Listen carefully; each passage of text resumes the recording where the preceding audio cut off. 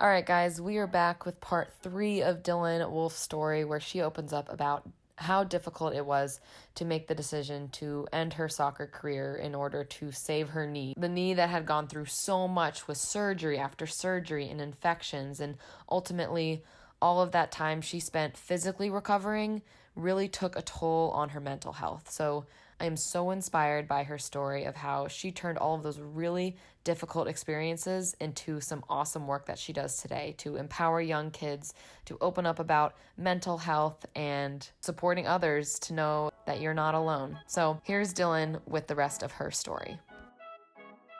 Like, this is just another tear. You'll be fine when you come back. That's like what I wanted to hear. But when I didn't hear that, I was like, okay, this is what I thought was probably going to happen. And I had to start accepting it. And I think that this is when, shit hits the fan. So, Well, was there one particular day where you're like, okay, this is it? I need to be done. yeah, it was the last doctor I'd seen. And he had never, I never met him. It was a completely he was unbiased. It wasn't like he was a surgeon of mine who was invested and like wanted to see me succeed. Like, he was a completely unrelated third party. I literally just wanted him to look at my MRI, my X-ray, see what his thoughts were. And he was the one who was just like, no. He was like, you don't have any cartilage in your knee. Like, you're gonna need knee replacement at least when you're 25 if you don't stop. Once I heard that from him, I was just like, okay, I think this is like what's best for my body. But what do I do now? So I ended up having to tell the coaches what the doctor said, um, and explained it to the doctors at school, and they totally understood. Mm-hmm. And I think that was what was hard too, was that they knew that I had all this trauma. Like, why wasn't that something that they had ever brought to me as an option? Even if I had decided to play, I don't think psychologically I would have been able to go through another surgery in that training room. Knowing that I wasn't coming back, I was like, okay, I don't have a rush to get this last reconstruction done. You can survive doing normal life without an ACL. So that's what I did or tried to do. But I think it was like the worst. I'd never like lost somebody really close to me in my life. And I'm, so blessed to have that happen. But like, for me, that was like the biggest like grief I had ever felt. And I don't think it's necessarily like talked about once you're at the college level, is like, what do you do after this? I mean, I think you hit the nail on the head by saying grief. Like, you have to grieve this because it's who you've been, and then you go through all this shit to still be that person, and then when there comes a time where you can't do that anymore, it's like it's a whole new chapter, but like you have to freaking write the chapter and you don't even know where to start. Yeah, I like straight up didn't know who I was without it. Mm-hmm. And, it was tough having to come home like on breaks, and like all of my friends know me as like the girl that went to go play Division 1 soccer. And I'm like, do they have an opinion? Like, does anybody know me without it? And I didn't even know me without it. So I was like, I don't know who I am. So how did you first kind of handle all of that? Well, let's just say I didn't handle it well. I I like still I realized I recognized like that summer I didn't want to completely, like, I didn't want to transfer. Like, I didn't want to remove myself completely, because like at that point I really had a family in American, especially on the women's soccer team. And I loved it there, and I loved everything about it except for soccer. Um, at that point. And I loved my team and my friends. So I wasn't really ready to like leave or really let it go. So I was like, I want to stay on the team in some capacity, because like I need this schedule. Like, I need to be around it. I don't know if that helped me or hurt me, to be honest. So I took on a manager role, and I always say I feel bad for like the freshmen that were coming in when I was a sophomore, because I just imagine myself being the meanest person on the planet. Like I was mean. And no one would ever say it. I don't know if people really feel that way, but that's how I felt. Like I just felt like angry and mean all the time. Um and I knew I was depressed. Like that wasn't even, I could self-diagnose even though I shouldn't have, but I knew that I was. And found myself really like not wanting to be around my soccer friends as much because I found that's what everybody talked about. And it was still so fresh and new that I was like, anything that you say negatively about this sport, I'm going to resent you for it because I can't do that. At that point, it's like instilled into us, like even at a pretty young age as athletes, that like you're, these are the things you need to eat to be successful as an athlete. And you got to fuel for this, and here's your pregame meal, and you're eating the wrong things, or like you're gonna feel tired. And so it was like the first time that I could you know eat and work out as like a normal person. And I know some people are like excited for that, and I know like when like the seniors would graduate, they're like, oh, I can't wait to like work out on my own and be able to you know, get skinny and, lose all this extra muscle. And that's how I felt. Like, even in the spring, I was like, gosh, I have so much muscle on me. I feel massive. And so I don't think it was ever like a body dysmorphia thing because I never felt insecure about my body. But it was more of like anytime like I ate a big meal or anything, I was like, this is for nothing because I'm never going to be able to work out at the level that I was before and work this off.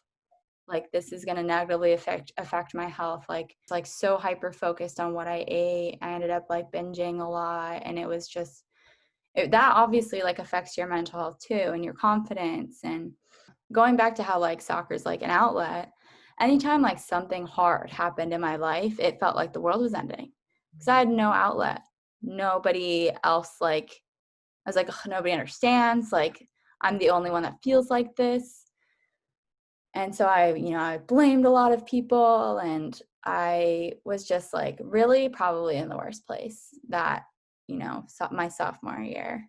Um, and like I said, like every little thing that happened that went wrong in my life, I was like, the universe hates me. Mm-hmm. I deserve this. I did not think very highly of myself. Yeah. And I think that just came with like, I am not a person without soccer. I mean, all of that I can completely understand. And the food aspect of it and the eating aspect of it is something that I know a lot of us went through. I certainly went through, and it's not something that just like goes away and you can start having a healthier relationship with food. Like it takes a long time, and it takes like trying different things and staying busy and not focusing on it. But like when you're raised as an athlete and you're taught to eat certain foods and to not eat certain foods, and then you get weighed in and out of practice and you have to hit a certain number, and then you're like, oh, don't worry about the number, but like you can't practice if it's this number. So that's a whole just like a domino effect. So that's a really, I think, important topic to even bring up and talk about. So I commend you And for even being open about it. I feel like it was almost like a little harder because of like the locker room talk or whatever. Not that like, not in the sense that we think about it, but as in like we're all in the same locker room together. Like we all see each other's bodies. Like that's just what it is. But once I started to lose a bunch of weight, and it wasn't in a healthy way, it was either me not eating or me purging, and like that's what it was. And I wasn't working out either because I was just either scared of getting hurt again, or would feel so depressed after because I'd be in pain, and it would just be like a reminder of like what I had just gone through. So I wasn't working out. I wasn't, taking care of my body. But then to have people in the locker room say like, Dylan, you look so good. Like you look so skinny. I can't wait till I'm not playing so I can get skinny. Oh. And like, I know it wasn't meant in that way, but it didn't have a great effect on me because it almost like reinforced it. I was like, okay, even though like I may not like feel good, at least I like look okay. Yeah. So, like, when they would say stuff like that, would you like respond or would you just kind of like laugh it off? Oh, I totally laugh it off. I'd be like, yeah, it's, depression skinny or whatever. Like, That was like going back to just our like personality of the team is like make a joke out of every shitty situation we go through because that's the way we cope. So right. that then transferred into your mental health. Hmm. For sure. And I mean, I think over the years, I think our team got a little bit more comfortable to talk about it because it was a lot more evident in not even just like, body dysmorphia or like eating disorders, but just like the general like anxiety and depression of being a college athlete. I think it was just talked a lot about more as I got older. But something that I really struggled with was I knew that I was at the point where I really needed help. And I was so like embarrassed. I like didn't want to talk to anybody about it because I didn't want somebody to view me in a certain way, especially as like, oh my gosh, she's weak or, anything like that. So I was like, okay, what's the only thing that I know and can do? I'll go see the counseling center at American and just see what they say. I've never seen any type of like mental health professional in my life. And so I like made the appointment. I literally was like shaking and sweating and I like it took me about a month to get even an appointment because it was just so overrun with people needing these services. And so I finally like got into my appointment. I'm freaking out.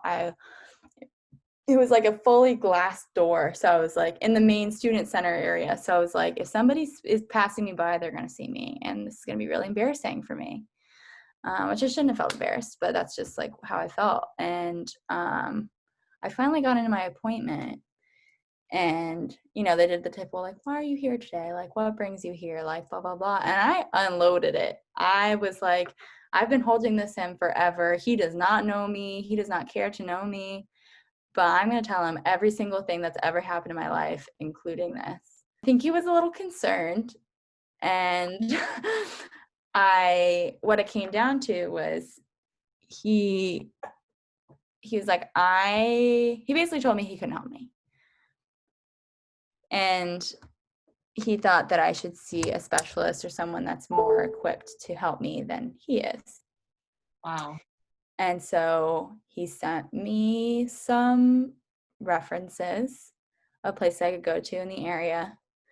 And at that point, I had to involve my mom because you know, she she's my insurance, so I had to talk to her about it. And I told her, and I remember being just so like nervous about it because I was like, yeah, I went to the counseling center. Like I've just been really down like about soccer, and she obviously knows I was really upset about that. How could I not be? But she didn't know all these other layers of it, and she was like, okay, like, well, we'll try to find something. And then what it came down to is that everything in the area either like wasn't covered by my insurance or it didn't fit my schedule as like a student athlete or even as a student. I couldn't, I would have to like Uber probably like a $30 Uber to get somewhere for it to barely be covered by my insurance once a week. Like it just didn't make sense. And for me, like financially, like I needed every money I could save because like I was paying for my own food at that point. So I just like didn't really know what to do. And I really like gave up. I was just like, okay, well, that's not a route for me. I just have to deal with this. I really just have to go through it. And it took me, I don't even know how long, the rest of college to Wow. really like come to terms with it. Wow. Was there a turning point at all? Yeah. And I think what was hard was that I didn't feel like I was like the textbook definition of like depression or anxiety or like an eating disorder because I'm like, I'm not like that all the time. Like I'm still like happy sometimes. Like I love my friends, like, but then like I said, like anytime anything ever happened to me, I would just get right back into it. So it really took for Carla Perry, she reached out to me, and she studied psychology, sports psychology at Loughborough, and she was writing, like doing research on um, like women's student athletes and career-ending injuries and how that affects your mental health. And so she reached out to me, and she asked me straight up, and it was the first time anybody had ever asked me. She said, Dylan, like, you don't have to answer this if you don't feel comfortable, but have you ever like had an eating disorder because of your injury? It's like, honestly, yeah. And I like finally opened up about it to her. Um, and it, as it turns out, like she had had some pretty crazy knee injuries as well. And it was just kind of like a trend she had seen. Um, so she like asked me to help, basically with her research. I was like an unidentified, anonymous, source, a piece of data basically. But I told her my whole story, and I think it just like I didn't realize how bad it was until I said it out loud. Like I could ignore it, Wow, yeah. or if nobody else like was accountable for me. Did that feel like kind of therapeutic to even be helping? Because a lot of people say, like, if you can't make yourself feel better, like, help someone else, and in turn, like, that could help you. Was that an outlet for you that you didn't even realize was gonna be? Yeah, for sure. And like I think it was the first time that like anybody had like really, really, really asked me like, "How are you doing? What's going on? What's going through your head?" It just like helped me feel like not crazy, because she could, she's like, I've felt those same things before. After talking to her about it, I was just, I felt like, okay, maybe I should start opening up about this. And I don't know who, um, but I think like the next person I opened up to was Dara, the one that I had gone through everything with. And, that conversation was really hard because I didn't want her to feel like she was any less of a friend for not realizing. And that was like, I felt guilty for making her feel bad. And I don't think she was just like, I feel like I wish I would have known type of thing. And it made me realize okay, I do have a really great support system, and it's not bad to like ask for help. And it wasn't until I really like had processed it, I started to go to therapy this like past winter break. So it was like my actual first time, and I found like a provider near me. Still wasn't covered by insurance, but at this point I was like, I need to suck it up, and it doesn't matter if it costs money. Like, this is my health. That's not accessible to everybody, which is still such a problem. But I was able to go to a few sessions, and really talk it out, and help me realize like a few things about myself. But more so, I think, like I said, like being able to talk about it with people made me accountable to them too. It was like, okay, I can ignore this and pretend like it's not there, and be a misery, or I can have like a support system. As hard as it is to like talk about it, at least I have a support system, and like they're going to be checking up on me, and I know that they care. So And whether you want to admit it or not, you opening up and being like so vulnerable but also strong and sharing your story is like gonna help tons of other girls that are going through this silently. I am one of many people that like agree that you sharing the story is really powerful. Whether you think it's just your story or not, it's really important, and I commend you for sharing it because I think it's like such an important conversation. thank you. Kind of transitioning from like finding that new identity, whether it's something you've come to yet or you're still working on, where are you at in that process? I still don't know if I fully know who I am yet, and soccer is still a huge part of my identity. My identity. Um, but I think I had to realize that I was so much more than that my whole life. Like, I wasn't always just soccer. I always did other things, and I was known for other things. But I think actually realizing that I do have value, outside of it, and finding like another purpose and another thing to drive me forward, because it was always soccer that was driving me forward. Um, so I was like, okay, what? I don't even know what else I'm interested in. Like, I really didn't. I didn't even really like at that point care about my major. I was doing business administration because I didn't really know what else I was gonna do. And so, Kira, who was a junior when I was a freshman, she was involved in this organization called the Grassroots Project, and I was like, what is that? And it was really intimidating. She's like, yeah, it's like a bunch of college students, college athletes, and they volunteer together. I was like, okay. So she took me and some underclassmen to a training, and it was just nothing that I ever expected. And it was the premise of the Grassroots Project is they are a 501c DC based nonprofit organization that pairs NCAA athletes and trains them to facilitate health curriculums in DC middle schools.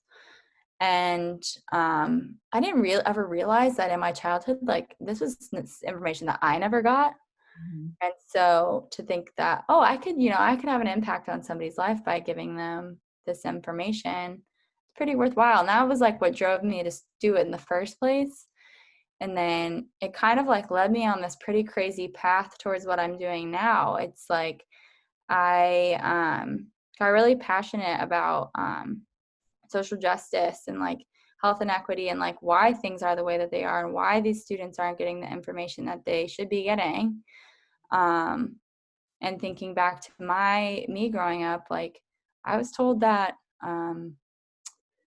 abstinence is the only way and condoms don't work, and people that go to therapy are crazy, and eating healthy is super easy, you just have to do it. Like these are all like different curriculums that we cover sexual health, and we dispel all of these myths about sex and talking about making your own choices and consent and what a healthy relationship looks like. And then you go into nutrition, and like sure, I got my little bit of nutrition education as an athlete, but this really like dives into like how does that affect your life, like your physical health, your mental health. And then we get into mental health, and that's like it speaks for itself. We talk about breaking down stigma and who is your support team, why can you lean on them, like what does healthy communication look like within a relationship, how does that affect your mental health. So these are all like things that we touch on with youth that I think I realized after going through what I did with soccer, I wish I like had those skills. It's really just become like a passion of mine to, you know, share my story and then share this knowledge with other people so that they can be better prepared to, be resilient when they're older. That's Um, I couldn't have like designed a better role for you just based on your experiences. I think that is something that a lot of people like search their whole lives for, is not just like a nice stable job, but like one with a purpose behind it and with something that you experience yourself and can share that knowledge. I think that is so cool. Makes me like breathe a sigh of relief for you because I feel like you're in this really awesome place after going through so much shit, to put it bluntly. So, I mean, we can close with just basically like your advice to people that are, going through something that literally feels like the universe is against me, and how to work through that, and, like where you found light and all of that. yeah. And I think what I would say is like, I mean, like, I'm not fully better or recovered, I would say. And I think it's important to realize that, like, not one thing is just going to fix it in an instant. Um, and recognizing that it's okay to open up to other people and let them support you. I think that was what I struggled with most, was like realizing that I do have other people to support me. I don't have to go through this by myself. I think that is like the biggest piece of advice. And then the second is that it's constant. It's like a constant growth thing. Like nothing's going to fix itself overnight. And I'm very lucky that I found grassroots when I did, because right when I did, my career had ended. So I was going into it as, somebody who lost soccer. So I threw myself into this instead. And it gave me it gave me a sense of purpose. And I don't think it's that easy for everybody to, like find your calling like that. I don't even know if it's my calling. I just know that I'm really passionate about it and it makes me happy. So I think it's like trying to entertain and find other parts of yourself that you're passionate about, maybe outside of your sport. I love doing this, but maybe it won't be my forever or whatever. And then I found my way to find my spot into grassroots as their digital communications manager. So I'm doing what I got my degree in, but I'm doing it for an organization that I really care about and means a lot to me. So it just all kind of like fell into place. That's so cool. That thing you did mention that I think is really important to emphasize is like you might not be doing this forever. You probably won't be doing this forever, but just in like living in this moment and being where you are and giving your all of what you're doing right now, because I think what we try to do so much of is like we're just trying to get to the end goal, like whether it was playing a Division 1 sport when we weren't like enjoying the moment of high school, and then in college like all I want to do is like be in the real world. Like no you don't. But there's just like all these like separate chapters, and that's something that I definitely struggle with, is like one thing ends and like what do I do now, but kind of enjoying the process, which I feel like it's much easier said than done, but just kind of enjoying where you're at. And I feel like I can see that in you right now, and I'm like super proud of you and happy for you. Thank you. I'm in a good place. That's awesome. So you can follow along Grassroots. It's at the Grassroot Project on Instagram. You can visit their website, grassrootproject.org, Twitter, GrassrootDC. Yeah, we're doing pretty great stuff. And, it's tough with COVID, but we're making do and adapting. So it's exciting to see the growth of the organization. Wow, what an amazing story from an even more incredible person. So thank you so much to Dylan Wolfe for being my very first guest on this podcast and sharing her powerful story. And thank you so much to you guys for checking out this new podcast. So now what? With me, Megan O'Keefe. Stay tuned for more.